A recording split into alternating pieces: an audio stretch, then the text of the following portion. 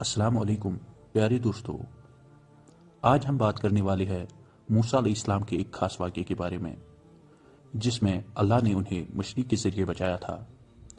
اللہ تعالیٰ نے قرآن مجید میں سورہ القصاص آیت نمبر 7 میں اس واقعے کا ذکر کیا ہے، جو کہ ایسے ہے: اور ہم نے موسیٰ کی ماں کو وحی کیا کہ اس کو دودھ پلاؤ، پھر جب تجھے اس سے خوف ہو تو اس کو دریا میں ڈال دو، اور ڈرنا نہ گھبرانا، ہم ہی اس کو واپس لائیں گے اور اس کو مرسل بنائیں گے۔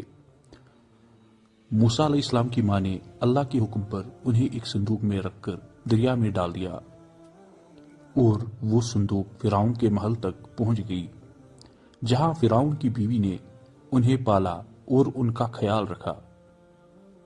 یہ واقعہ ہمیں یہ سکھاتا ہے کہ جب ہم اللہ پر بھروسہ کر لیتے ہیں تو وہ ہمیں ہر مشکل سے نکالنے کا راستہ دکھاتا ہے۔ اب بات کرتے ہیں موسیٰ علیہ السلام کی مغفرت کے بارے میں۔ قرآن مجید سورہ القصاص آیت 16 میں اللہ تعالیٰ نے موسیٰ علیہ السلام کی دعا کو بیان کیا ہے۔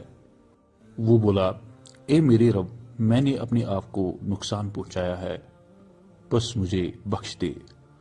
تو اس نے اس کو بخش دیا، بے شک وہی بخشنے والا ہے اور مہربان ہے۔ اس آیت سے ہمیں یہ سبق ملتا ہے کہ جب ہم اپنی غلطیوں کا احساس کر کے اللہ سے سچے دل سے معافی مانگتے ہیں تو وہ ضرور معاف کر دیتا ہے۔